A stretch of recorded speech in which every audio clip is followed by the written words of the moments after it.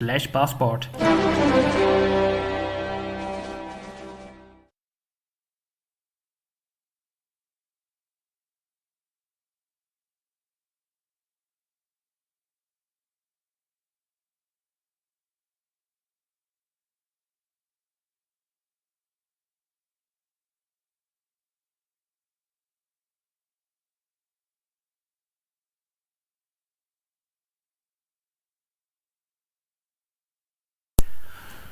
Hey, hello, my lovely podcast friends. How are you doing? How's your life going on? It's the final day of the week, and I really hope you had a lovely week. If I look back at my week, it was reasonable. I lost the partnership for the trainings in the Netherlands, but I have for 75% an English training ready that I will bring out myself, just to see how that goes and what to get it from it. I got also the Dutch training ready. I will simply kick the Dutch training as a video on YouTube and refer to my English training. Why not try to sell the English version if you give the Dutch version away? And to my English report about the Bitcoin and the blockchain technology. So that's just about for me to have a look at it and try it. It's a pity that it failed, but the home improvement works of this week took a bit too long. It seemed to be a bit too tough to get the paint off. The guy that did all the painting outside was the neighbor. Yeah, the same guy that I expect, and very strong, and it should be really amazing to see how that he has nothing to do with all the issues that happened earlier this year. But basically he put on a lot of thick fat painting and did it the easy way, which basically means that I do think that I can do a better painting job, and if the partly sighted guy who can read Braille can do better painting than you can, then yeah, well, okay, I'm not a painter so I cannot prove it for certain, but well, it's not a really great indicator. I mean, I will, if I can do it better than you and it is practical working with your hands, then let's say it like this. I got 2 years therapy to learn to knit your shoes. So that's something that I got really terrible in doing it. And all those methodical skills and grabbing, it sucks with me. It's really terrible. And there's no problem, that's the way I am. And look, I got my brains and I got my mouth. So what else do I need to make money? Seriously. On the other side, the report sales and the training sales on the site is going better. The average visitor level is up now at a factor 5, so that's really good. So I'm extremely happy with it, because it seems to be the case that the site we are now breaking through and results are getting there after all the long hard work. On today's show, I will talk with you about the royal wedding and what it has to do with FATCA and the great opportunity they had. The commodity that is likely to get an explosion next year, but we are not sure about it, and you have to look at it. The new Air France KLM daughter, has some problems with the union, so it's time to have a look at that one. The energy markets and the energy issues, OPEC, Russia, and all the things happening in there, because there are quite some things that we need to talk about, and OPEC is gonna meet, and there are predictions, and that's it. And we need to have a look at the copper market, because copper is really important for the electronic mobility, sustainable energy, and all those things. Basically, you need it. So that means that there is a great demand. So that's extremely good. And I got an interview with Jose Nino. I'm not really sure that I pronounce his name correctly. I tried a few times. If not, I'm extremely sorry that I pronounced your name the wrong way. And I will be more than happy to get you on again as a guest. And we're going to talk about the collapse of Venezuela and what happened in Venezuela. And because we see now the kids dying, we see the babies, we see the moms who are really bad citizens. They flee the country and they go away, and because they can't feed their kids. So that's all for today's show. It's the last show of the week. Don't forget that you can have your look at hofprofit.com. You can check, for example, how the tax-free passport is there and more of those yummy things. I look forward to hearing back from you, and let me know what you want to hear in the show, because you can tweet me via @Lodewijk, or you can leave a comment below on SoundCloud. And I would say, let's get started, because it's your last profitable moment of the week. Social media is here. Facebook, Snapchat, Twitter, Weibo, blogging, LinkedIn, Swan, Google+. But how to use them in your advantage? Get yourself the social media export course. It's the smart point to use all social media in your advantage without burning all your time. Hofprofit.com/SMM. I say hofprofit.com/SMM. And Prince Harry is engaged. The big word is out. The royalty press and the gossip newspapers and everyone, the celebrity guys, everyone was chatting about it, and he made his decision. He is gonna go for Meghan, and I really hope for both of them that they will have a long, prosperous and healthy life and a great marriage together with everything that they like in their life. Having that said, then, the royal wedding could also be proven to be the royal pain in the ass for the British taxpayers and the British system. The reason is easy. Meghan is an American citizen, and she therefore is forced into the Foreign Account Tax Compliance Act. In the basic, the FATCA means, and if you're an expat, then you know one thing: FATCA means problems. That's all it means. FATCA, in a nutshell, means the following: if you're an American citizen, you should report all your foreign accounts to the tax agency. This, if you make over 300,000 a year US, and based on Meghan's successful work as an actress and her future husband, the chance that she gets over 300,000 a year is pretty high. So, good Meghan, good for you. You did it well. You work well. I really hope you make more than 300,000 for you. But you are gonna make it. And you need to report all your foreign accounts, everything you're entitled to or get benefits from or could get benefits from. And you need to report all the assets, including trusts, foundations, the complete funny loophole tricks that estate planners love. And this means that the IRS would get access to the complete royal family finances due to Meghan.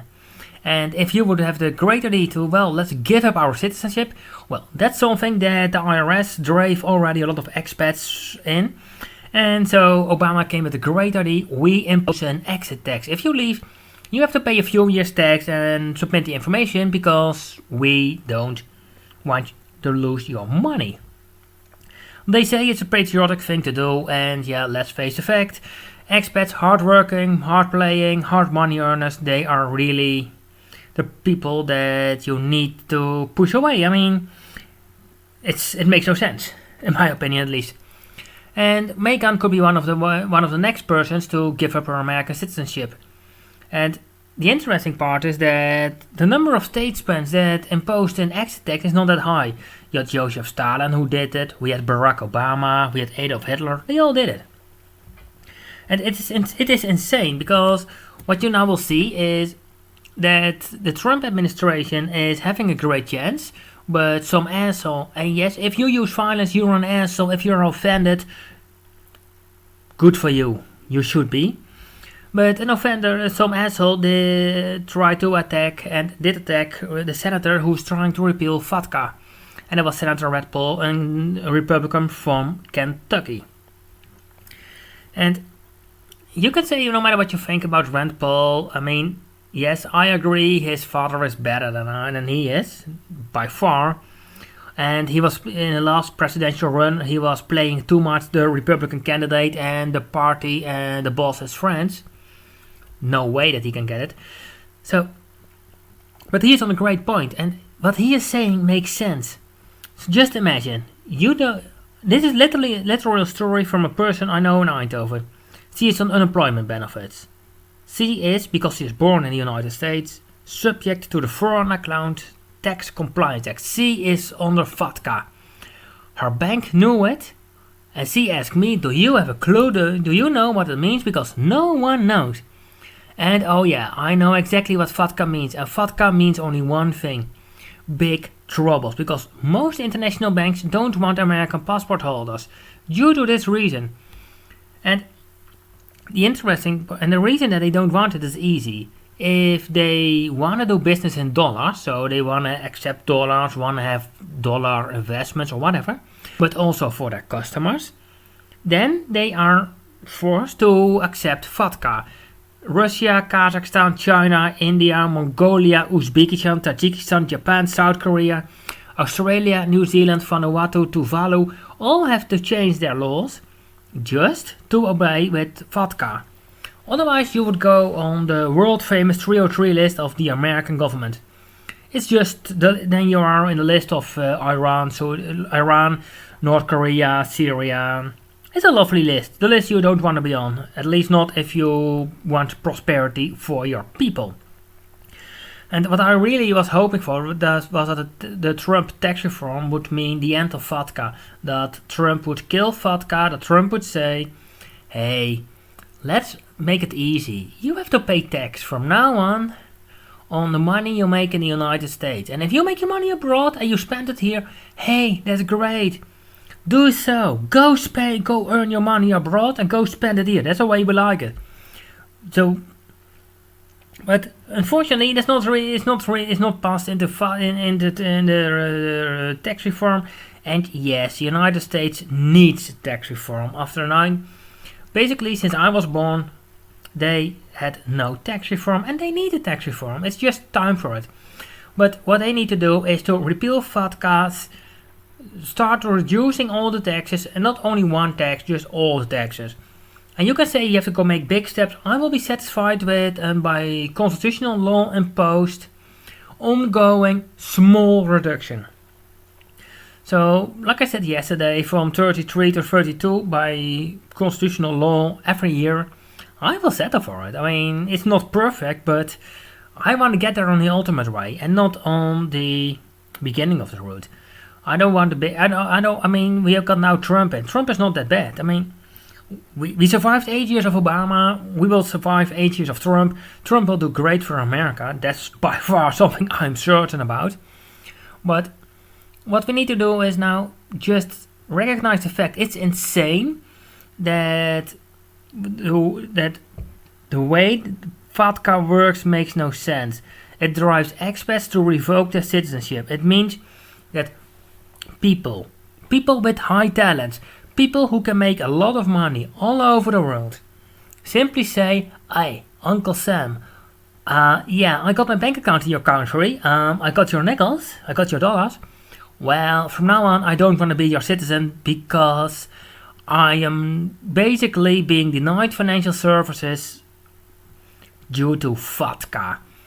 And it's if you talk with people in banks, and frequently I do, you hear a lot of terrible stories about people that they are no longer allowed to offer banking services due to the violation of FATCA. And this is the interesting part that a lot of people don't realize. The so-called Job Act that Obama passed in the financial crisis of 2007-2008, the crisis that some people claim was caused by Bush, and I would simply say for no. It was just a natural reaction, and they should let it go, let companies go out of business and start over again. But the law, it's part of this law, so we got it over then. It's terrible, it's not driving people forward, and the only thing that FATCA is doing is keeping people down. And now the big question is, and the big thing that I'm interested in, are we going to see the royal pain in the ass, what FATCA could become for the British royal family? Will this mean that Meghan will revoke her citizenship? And will it mean that more people will simply decide from, well, I have a legal route.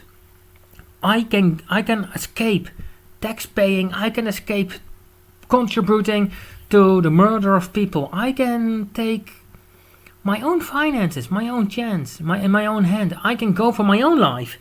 And will more people do it? You see that on an average basis, the people of the United States who revoke their citizenship is a few thousand. And Meghan could be the big boost forward. Especially after Obama left office, which definitely was a great thing. But we see a small decline in people who want to revoke their citizenship. And the reason is easy. The people think that Trump has better policy than Obama, and that definitely is the case. So, if you also want to revoke your citizenship or thinking about it, check out hofprofit.com/passport. Definitely, you need to read the tax-free passport report. And no, the report is not a passport. I got a question from someone by email in who asked me from, hey, is it a passport? No, it's not. It's just a great document for you to read. It will inform you, it will entertain you, it will give you background about countries, allowing you to become their citizen and not paying tax. And that's all you and follows some basic instructions that are there. And they are outlined in the report. You can always contact me via Twitter or SoundCloud or via hofprofit.com. Just leave a message. It's all great. I mean, get those messages out. Let me know what you think about it, because don't forget, it's there for you and I'm there to serve you.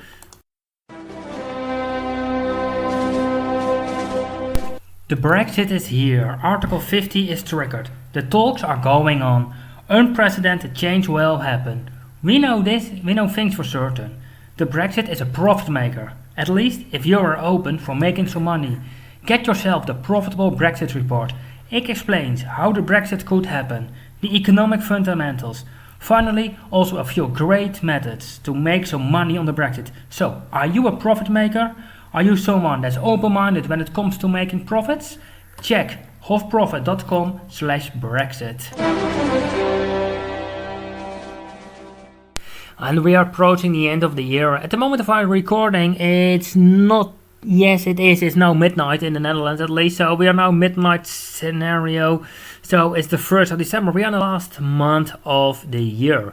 And you get a lot of those newsletters and messages in from, hey, this is a new big trend and this is going to make you money in 2018. And oh yeah, by the way, I will join the same group. I will also get my own report out. Just, why not? You can make money out of it if I can share information on it and you are prepared to pay for it. Why should I not do it that way? If you have a reason why I should not do it, send me a tweet at Lodewijk or leave a message below on SoundCloud. I will be more than happy to read your answers, because it's all for you. No, but it's just when I was checking out some data and I was just wondering at once, all the traders in one commodity think it will go down. That means that if you want to go and beat the odds with information and go against it, then this means you need to check it. Don't buy, check it. And I was just thinking and looking, what the hell are they talking about? What commodity could go up? And the final conclusion was sugar. The production is going down, the demand remains steady, and all the traders are really skeptical and negative. And every time the traders and the insiders are negative, the price goes up. If they are positive, because they need to change their mind, the price goes down. Well, in that case, then this is for me a good reason to check and start investigating and start checking. And literally check. Do your research. Don't buy. If someone asked me once, I want to become a millionaire, and my answer was, oh, that's easy. You go sell chips. Fried chips, do that for 20 years, work 7 days a week between the 12 and 18 hours a day. And when you have done that for 20 years, the chance is pretty high that you are a millionaire. Yeah, I know that was not really the answer that people were looking for. I know, the idea was more, you can tell us how we get a millionaire quickly and easy. Yeah, good luck. If I know that route quick and easy, then I will go for it. But unfortunately, that route doesn't exist, so it takes hard work, time, craftsmanship, dedication, and a desire. You need to desire. Make to yourself the pledge. I want to become a millionaire. Put it on the writing. Put it on the paper. Put the paper against a mirror. So when you shave, brush your teeth, do all those, get the day on, all those things, get it all out. Then you can see it. You want to become a millionaire. And no, you don't want to become a millionaire. You are becoming a millionaire. And one of those things that could make you a lot of money is simply sugar. Have a look at sugar. It's really interesting. It's a soft commodity, so weather plays a role. A big hurricane, a tornado could ruin money. But on the other side, it is the way that everyone says it's going down. So when everyone says it goes down, I would say chances that it goes up, especially as it happened in the past, are pretty high. So go for it and take it. Do your research and let me know what you think about the research. I'm gonna check into sugar anything in the future, and likely I will publish about it, so let me know what you think about it. All the listeners love to making some money, but you will have to pay tax upon your money. But that's to change. You can save on your tax. Pay no tax, completely legal. Start earning more money so you can take care for your beloved ones. So you can travel visa-free. Get yourself the tax-free passport. Get yourself the starting point to a tax-free lifestyle. A lifestyle which is an ultimate freedom. hofprofit.com/passport. I say hofprofit.com/passport. Happy birthday to June! June is the new low-cost daughter of Air France KLM. It's the company that is gonna find a solution to EasyJet, Ryanair, Air Berlin is down, Wizz Air. It's gonna find a solution for bureaucracy, socialism, and inefficient operations. So yeah, I'm not skeptical about June. By the way, I think it has a pretty good chance, but not sure about it. We have to see how it goes in execution. The idea is good, the money is definitely within the Air France KLM group, but we need to see. But today the first operations are there. They have a few destinations. They fly to Porto, Lisboa, Rome and Berlin. And yeah, definitely everyone flies to Berlin because Air Berlin is down. And the unions think going down and terminating jobs is a great thing, and people like me think getting more jobs and more activity is a good thing. But now they get out, the unions for the cabin crew are having some actions, and they are talking about all the bad things and the terrible skills that people, and the terrible working conditions especially, that the union staff has to work for. And yes, if it is really terrible, they should go in, but they are complaining that the working conditions are worse than with Air France. Well, that sounds to me like something that makes sense. Air France should dramatically reduce its compensation plan for cabin crew and corporate crew, because by far it is the most insane policy.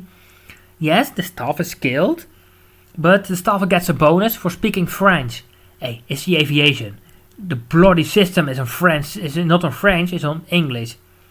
And I may hope that French people speak French, but I want English. To give you an idea, when I got my company and you need to fly, you're just looking, can I get some benefits? So I was looking, where do I get some benefits? Hey, we got Bluebiz, that's from Air France KLM, and I was thinking, well, long distance, basically I'm gonna fly to the other side of the bloody world. How do I get it in? And I got a message back. Yeah. At KLM you could report a line, and it says, oh yeah, your company is not in the Netherlands, you're incorporated in Hong Kong. Yeah, that makes sense. It makes sense for you. But our Hong Kong office has to deal with it. Their Hong Kong office was operated by Air France, and they emailed me a document from Air France, a piece of French in the sky, and they said to me, get it in, send it back by fax, telefax or post, and do it from a Hong Kong fax number, because then we can process your application and you can do it in French. Then we can do it straight away. Mandarin, we can do it 1 day later, makes sense. Or English, then we will do it 2 days later. And I was just thinking, I want to have a paperless office. I don't have a printer, and that is literally so. I don't have a printer. If people say I need to send a printer letter, I need to use other people's printer because I don't have a printer. And I don't want to have a printer. I want to have the paperless office. And that means having no paper. No paper at all. Get everything out. Get it printed at almost all the facilities. Get paperwork out. Send return documents. Get things in. Get things out. But let's do it digital. I mean, I get everything digital.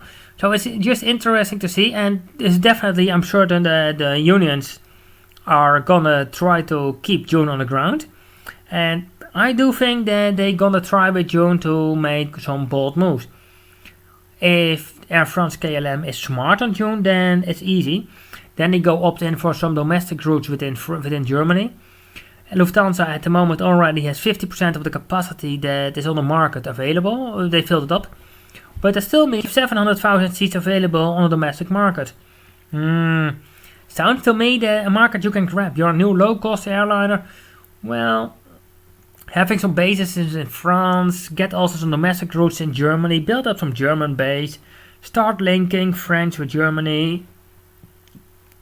Okay, then in that case also link the Netherlands with it and start offer high popular routes with people, and yeah, you're getting there. So that's the way that I should go with June. But then I'm thankfully not in charge of Air France, because there I would simply start terminating money-losing routes, money-losing staff, and simply say to the unions, I no longer speak with you. We terminate staff. Cheers. And that's a really good thing that for Air France KLM to happen, because socialism is a great system, so long you have other people money. All the listeners love to making some money, but you will have to pay tax upon your money. But that's to change. You can save on your tax. Pay no tax. Completely legal. Start earning more money so you can take care for your beloved ones. So you can travel visa-free. Get yourself the tax-free passport. Get yourself the starting point to a tax-free lifestyle. A lifestyle which is an ultimate freedom. Hofprofit.com/passport. I say hofprofit.com. Yeah, and the OPEC is meeting. That means that the energy world is in shock again, because great things and terrible things are likely to happen. So well, let me be clear. I think that nothing really is gonna change. The OPEC is gonna have a limit on this oil production, and that's it. The reason is also easy. Saudi Arabia is bankrupt. They are selling their national price to the only really profitable company, and that is Saudi Aramco. The company needs to be sold at a high oil price, because Aramco has relative low cost oil to get out of the ground, and they can sell it. Well, with a market share of 40%, well, that's not really the big thing. They have large proven reserves, but what do you have at proven reserves when you can use them? I mean, Venezuela is at the moment not profitable to get the oil out of the ground. Libya is having its own internal conflicts. No one really knows who's the boss there anyway. And, well, let's face the fact, for the moment Gaddafi is gone. I don't say that Gaddafi was a great guy, but it isn't gone up. At the same time, Iran, the big enemy of Saudi Arabia, is scaling up production. And when the oil price gets higher, more shale energy is financially feasible. So these are quite some problems and profit opportunities for us.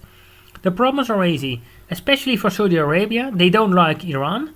Iran is their big enemy in the Middle East. Iran has a pretty good army, and well, basically since the 1970s, Iran was almost in war, so they know how to fight a war. Well, the Saudi army is just a soldier of fortune army.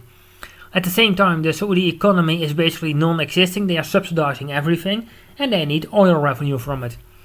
But the oil revenue has a problem. The guys, especially in Texas and the Midwest, are making money. They are making money with shale oil. It's really great, because they are basically put up the big big finger up, and say to me, yeah, screw you, and they go on and make money. But then if you look at the other concerns, are Russia. Russia is not a part of the oil member. It has the largest oil reserves in the world, we think. But there are parts in Siberia where never was a human, but we think it's just one big oil thing. We don't know. No one checked it. So we need to get it. On the other side, Russia already got its budgeted oil revenue price down. And this is important because the Russian government mainly gets oil revenue in for its finances. That's so the case with almost every country, but in Russia it's really terrible because most people don't make enough to survive. So how can you tax people that cannot survive? And the Russian government said from, well, we always assumed we get $80. Now we assume we get $40. Not really what they are gonna get in. They get in, for I know, a bit less, but that makes no issue. They got a balanced budget now at $40 US oil. Well, that's a big difference from 80.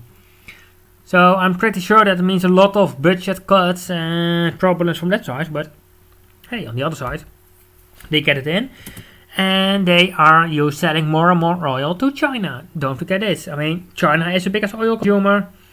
Russia is a big seller, and they can do it without the dollar because due to the support of the people in the east of Ukraine, and from some person the freedom fighters, from another person the terrorists, they are,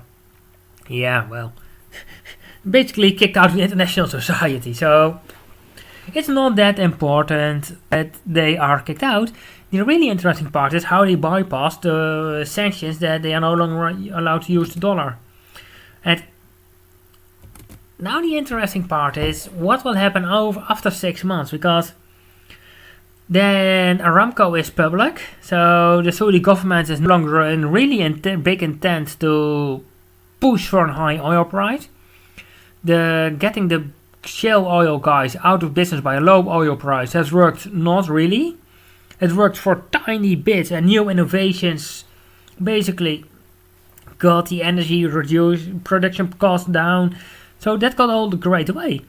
And Russia is not really working to cooperate, and fortunately I see Iran is preparing for a proxy war in Lebanon, and yes, I feel sorry for the people in Lebanon and in Beirut. But for the people in Lebanon and Beirut who are listening, just a tiny question. Please ask your government to allow Israeli passport holders in, just for fun. I mean, I wouldn't mind going in, it would be really fun. So on that side, and now yes, I can't get in, so I got the wrong passport. It's terrible. But on the other side, it's not that terrible as in Kuwait, because there the international flag carrier denies Israel passport holders to get on board an aircraft. And the really terrible thing was this. There was a court ruling by a judge in Germany, of course in Germany, where else? In Frankfurt especially, where he said this is allowed by law, it's not discrimination. I mean, if an airliner denies you flying because you don't have the proper visa, you didn't pay for your ticket, I understand. But if you want to fly from Frankfurt to Bangkok with a stopover in Kuwait, and just that you stay in the airport, I don't really understand it. I must admit that from an Israeli passport holder, I would not go the Kuwaiti way. I mean, go over China, go over Australia. I've heard the Falkland Islands are a great place.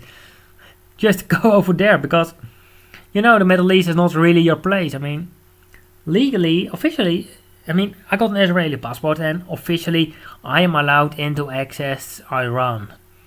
We all know that at the moment I do it, I will end up at the wall and get the firing squad in front of me when the sun gets up.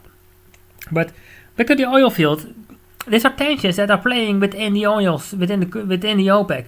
I mean, Kuwait is a member of the OPEC, and don't forget, if he would antitrust and consumer protection rules on it, OPEC is in a violation. So we could also simply say as people, well, OPEC, you're really nice guys, and we are really happy you have your head office in Vienna, but we no longer buy your oil. Cheers! Ooh, that would mean big problems. Because basically then no one really cares shit about it. Like no one really cares about what's happening in Yemen, because there's a big genocide and manslaughter going on. And it's insane, it's not great, but it's terrible. Well, not really a funny moment on a Friday, but it's the truth, and we need to keep discovering and exploring the truth. It happened. The United Kingdom is leaving the European Union. The people have spoken and created an unprecedented happening. This creates great investment opportunities. They are outlined in the Profitable Brexit report. You can find it at hofprofit.com/profitablebrexit, and during the introduction week you receive a 50% discount. So, join the highway to profitable Brexit momentum. hofprofit.com/profitablebrexit. And it's time for have a look at another commodity, but it is not really sugar. Sugar is a soft commodity, and this is a hard commodity. Sugar is a soft commodity because it's grown and it's natural, and if you get it out of the ground, it's a hard commodity. That's basically the guidelines they gave me. And we're talking copper, because copper is needed for electricity, and electricity, you say who cares? Well, think about this. Tesla. Yes, that's all I have to say. Everyone is talking now electric cars. Jaguar is getting an electric option for all its cars. Everyone is making joint ventures and partnerships. And there are big things to happen. I mean, only in the United States, you have now, I believe, 70 to 100,000 charging stations for electric cars. If they want to get the stations there that they need for the current demand, especially due to Tesla, then they will need to scale it up to 500,000. And if they want to get to a nationwide network, they would have to go to 1 million. But let's get it from step to step. I mean, from 70,000 to 140,000 would already mean a doubling it. Well, if you would simply split that over 50 states, because Hawaii and Alaska are different cases, and not due to the maintenance. No, there are other nations. So in Alaska, a small aircraft, and in Hawaii, the same case, it makes sometimes more sense for your day-to-day living. It makes sense. But in New York, LA, Seattle, yeah, well, in between, you can get it, especially now Tesla announced the truck. It's only a sad thing that Tesla failed from time to time to keep up the delivery. They need to deliver the goods that they are selling. It's great. I mean, literally, let me be clear. Tesla is a great company. They invent and are doing great things. And really, every country should have at least 1 million Elon Musk people, because there are people like in the Apple commercial. They are not set for boundaries and they have no respect for the status quo. But they push the people forward, and it's a bit always what kept me always going. And I have from time to time, almost every time I got my disagreements with the government, with almost everyone. But I always think to myself, hey, you're right. You did the honest thing. You're fair. The only thing that you need to realize is this. You have no respect for the status quo. You will never get it. In the best case, they will be afraid of you. And they will be afraid of you because you have them, you can nail it, and you're right. And that's all when you will change it. But the interesting part on all the Teslas and all those cars and all those trucks and all the things that they are inventing, and don't get me wrong, I mean, there's also a lot of great things in the electric sport cars that's happening. But what do you think about your electric private jet? That's also happening at the same time. And what they are now chatting, talking and looking at is something easy. I am wondering where you get the power from, because by far it will mean more electricity. If you want an electric car, you need electricity. So that's something that makes sense. But most electricity in the United States is coal powered. Yeah, well, the people, the Tesla, the greenies, the people that believe in climate change want green cars. They want green electricity. So you need to get green electricity. But how do you get it done? I mean, this is the interesting part. And this is where we're going to make money. Copper will need more uses for a kilowatt hour or for a metric ton energy. Sorry. Sorry. Coughing. I was coughing. I'm so sorry for it. No, copper needs more electricity. You need more copper for the electricity. You need more in solar. You need more offshore wind and in onshore wind at the same time. And don't get me wrong, and solar panels on the land, we are now getting to a model that's financially feasible. You can make money out of it. It's profitable. It's no problem.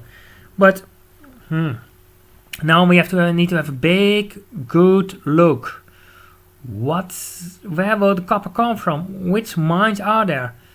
Because there is a lot of demand for copper and there's no big mine. And with mining, there's always a big problem.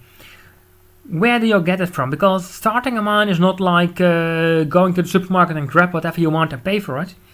It takes time. And that's the big, big, big thing. And that's why I think that for the next 2 years, you need to have a look at copper. And not really at copper contracts or go manipulating the commodity markets. Because the chance is pretty high that there is someone rigging the market anyway. It happens pretty often. So don't get into it. And yes, if it happens in the foreign exchange market, the gold, the silver market, the natural gas market, the oil market. Yeah, well, I will not say that it's happening at the copper market. But I would simply say keep your hands out and don't get rigged anyway. But there are great oil, there are great copper and really... Look at copper exploration companies, and do your research, what has the management done, and check all those lovely things.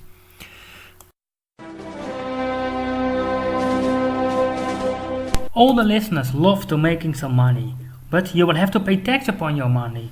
But that's to change. You can save on your tax. Pay no tax, completely legal. Start earning more money so you can take care for your beloved ones, so you can travel visa-free. Get yourself the tax-free passport. Get yourself the starting point to a tax-free lifestyle. A lifestyle which is an ultimate freedom. hofprofit.com/passport. I say hofprofit.com/passport. Yeah, I promise you to have a great lovely chat about Venezuela. And to be honest, there's nothing really lovely or great about it. The things that are happening in Venezuela are terrible. People are dying, kids are dying, babies are dying, and if you are having a kid, just think, do you think it's normal that your kid dies due to problems? And I was just thinking what words I should use because I don't want to spoil the interview. I must admit that I agree with most of it with my guest. It's really great. And I'm really happy to have him on. I found him via Mises.org. I sincerely hope that you go check out the Mises website. It's a great site, great resource, and Lodewijk from Mises is a great thinker. And we should value the things that he have published. And on the interview I would say let's get the ball going, because let's get started. Here he is. Welcome to the show. Thank you for having me on. Hi, I saw on the Mises website that you wrote an article about the collapse of Venezuela, and you are a student from that area in the United States, if I'm correct. Well, right now I'm working as a grassroots activist. I graduated from a university in Chile doing postgraduate studies about 2 years ago, and right now I'm currently working as a grassroots activist professional. Okay, sounds like a lovely job. So basically you are trying to improve the world step by step. Yes, that is correct. And definitely you have roots from Latin America. So what did happen in Venezuela? Where did it go wrong? Well, that's a very complicated story. I was originally born in Venezuela and left when I was very young, right before Chavez came into power. The traditional narrative, which is partly correct, is that Hugo Chavez basically destroyed Venezuela with all of his socialist policies that he's implemented since he came into power in 1999 until his death in 2013. But the reality is development of socialism in Venezuela is part of a much longer process that took about 50 years since it reverted back to democracy in 1958.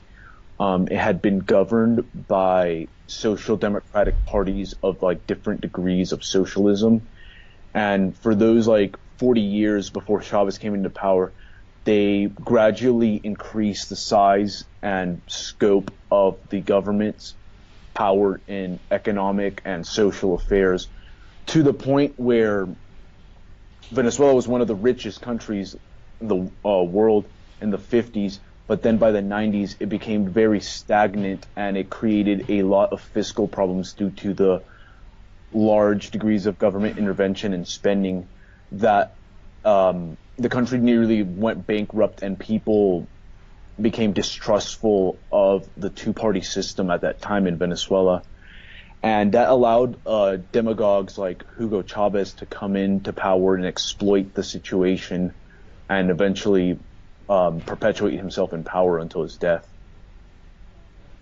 So basically what Hugo Chavez did, he got a country with problems that could be fixed, and he turned into a country where people are bribing the customs to get their babies to feed because otherwise they would die. Yes, basically. He took a country that was at least fixable, that had bad policies, but now has turned it into a failed state, and now people are leaving by the millions. So, yeah, what's next for Venezuela? If you look at what's happening, people are literally dying. So, it's not really, what he did was not really a big success. What's needed to fix Venezuela? The reality is it's very complicated. I think that there needs to be more international awareness of Venezuela from the international community. Both governments and NGOs and private citizens should try to help out the Venezuelan opposition as much as possible. And the unfortunate reality is the Venezuelan opposition, though, is quite socialist, and a lot of their policies that they propose, I believe, will not do enough to get the country back and running again. They need to basically, in my opinion, copy what Chile did after Salvador Allende was overthrown and implement far-reaching free market reforms.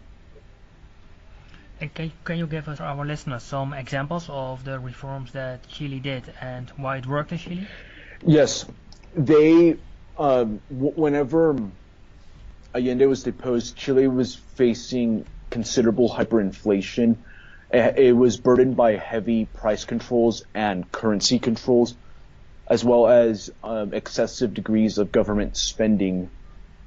And in addition, they had a lot of industries nationalized. So when the Chicago Boys gained favor with then dictator Augusto Pinochet, they proposed that they eliminate all price controls and currency controls, cut spending, cut taxes, privatize a large degree of the economy, specifically like the telecommunications and copper industry, as well as writing a new constitution that effectively limited the Chilean government in as far as its interventions in the economic affairs go.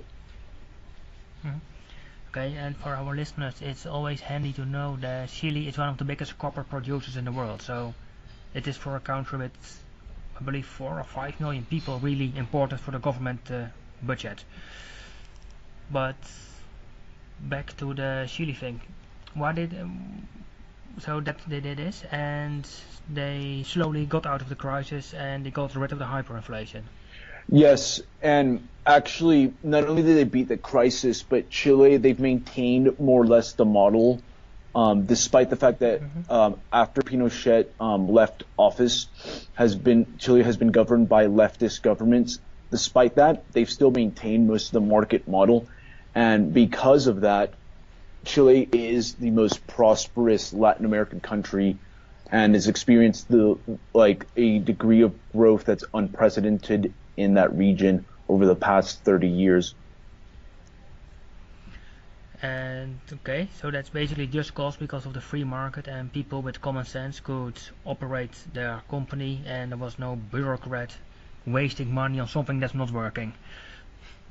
Basically, it just shows the power of markets. When markets are allowed to work, people can become prosperous and build businesses, accumulate capital, and build the foundations for future generations to live in peace and tranquility.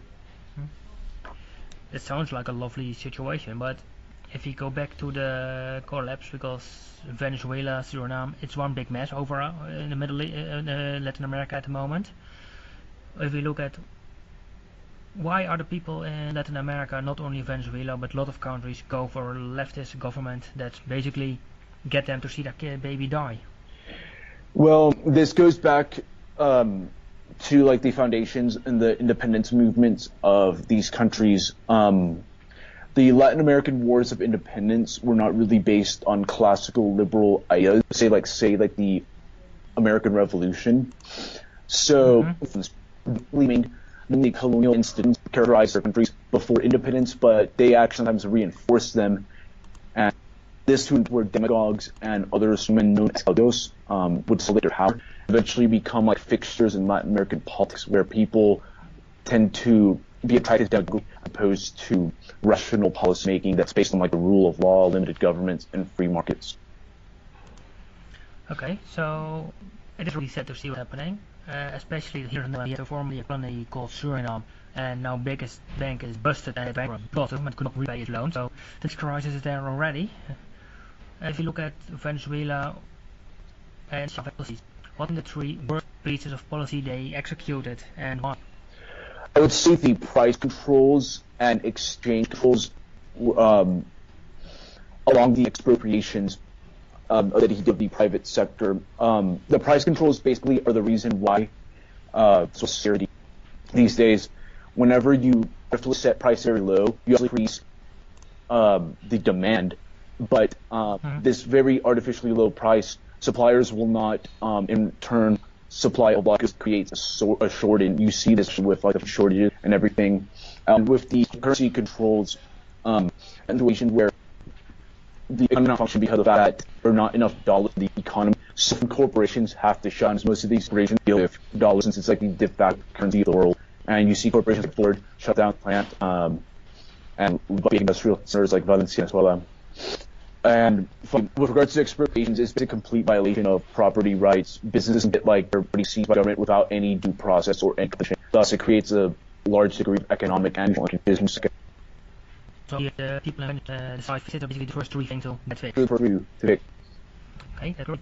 So we know, but from your earlier I think that Venezuela is a politics counter it. I think it is political that is not effective in gathering what also is really power.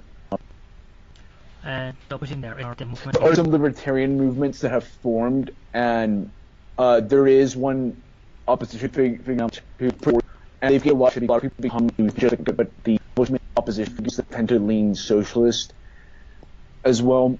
So there is a growing concern that the opposition leadership is not that good, and there is like a need for new blood from the more free market types that are growing by number each day.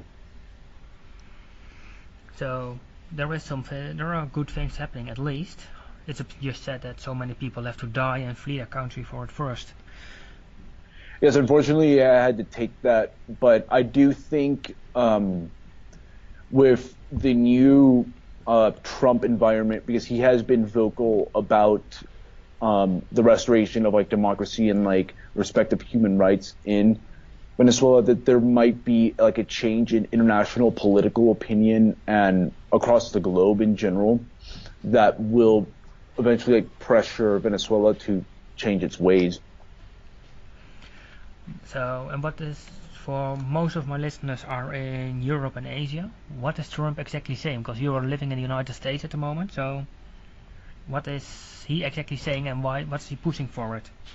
Well, he has stated that he will not negotiate any type of deal with Venezuela until they restore democracy, and has called Nicolas Maduro a dictator, and has criticized a lot of the phony elections that Venezuela has recently run, and has even said that a military option might not be off the table if the situation gets really, really bad.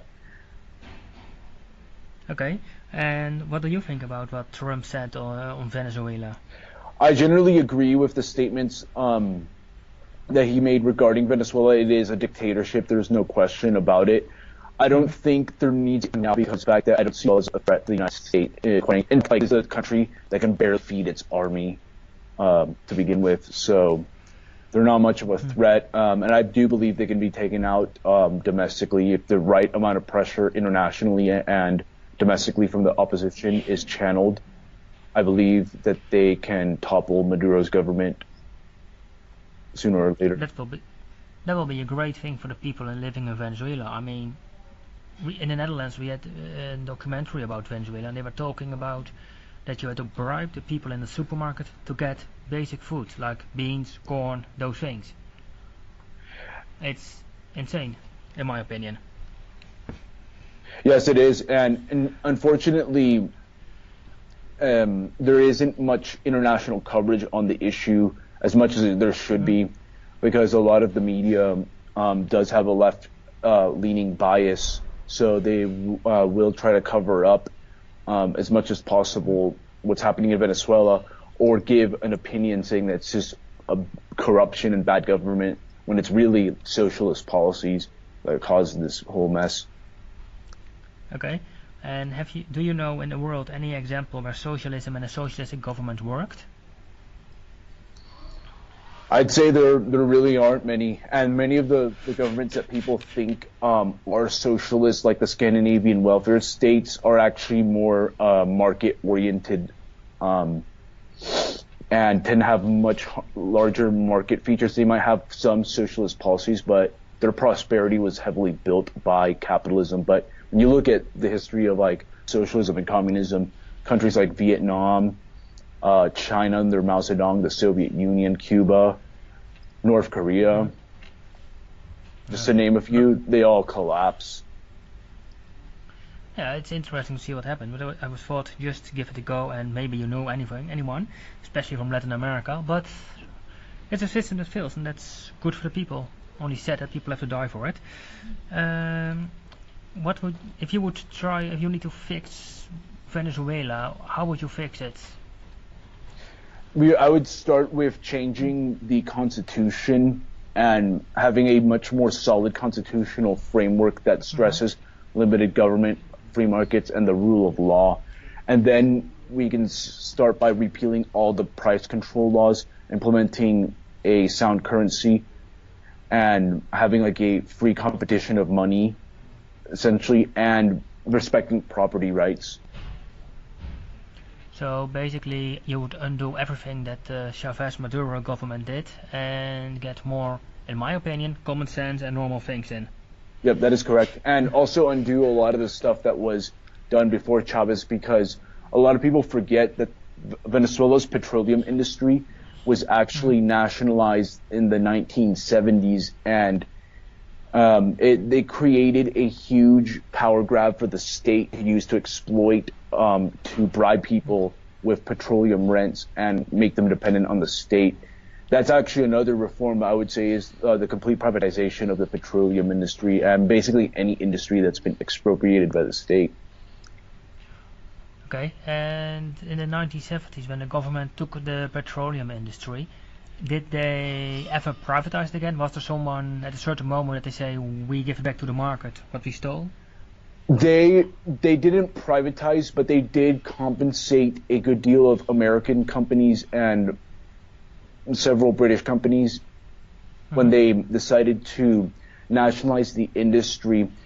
At the time, Venezuela was going, that was during the oil boom of the 70s, so the country didn't see like the bad effects of the nationalization policy.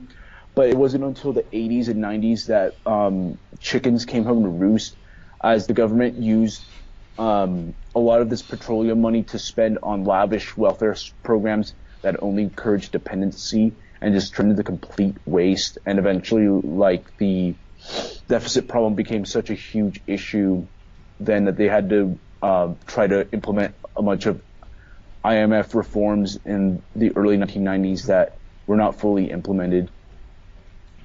Okay, so basically the framework for what to do in Venezuela is already there. They have somewhere the paper collecting dust. Yes, it's true. Socialism does not occur in a vacuum, and it's sometimes a process that takes multiple decades of intervention to eventually create a collapse. It's very similar to Rome, to ancient Rome. Rome wasn't built in a day, and nor was it destroyed in one single day. Okay, and do you have a final comment for the listeners about the situation in Venezuela or in general life at all? Well, I would just say that I would take a lot of the information you see in traditional mainstream media outlets on Venezuela with a grain of salt. They do accurately depict the problems of like the scarcity and just the overall economic turmoil, but their analysis of the situation is sometimes lacking. They'll say like generic stuff like it's corruption or it's a dictatorship, while ignoring the fact that it's really the socialist system that's to blame for this mess. The interventionism, the really terrible assaults on private property, human rights, which is part and parcel of socialism, and they should be trying to get as many perspectives on the issue as possible. It's the biggest study of the failures of socialism in contemporary times. Okay, then for that I would say thanks for the interview. Thank you so much for having me on. It's an honor to have me on. One question. Well, with that, I would say a lovely weekend to you. I will talk to you again next Monday. I'm really happy to have you on as listener. Please send me a tweet. I really look forward to hearing from you. You can leave a tweet to @Lodewijk. You can leave a comment below on SoundCloud. You can simply just write down whatever you like. You can also send me an email, lhof@outlook.com. I will be more than happy to it. I am not sure that I will have the time or the capacity to answer you, but I read it anyway. And yes, also your lovely threads because I am missing them. I will talk to you again on Monday and have a lovely weekend and let me know what you have done in your weekend.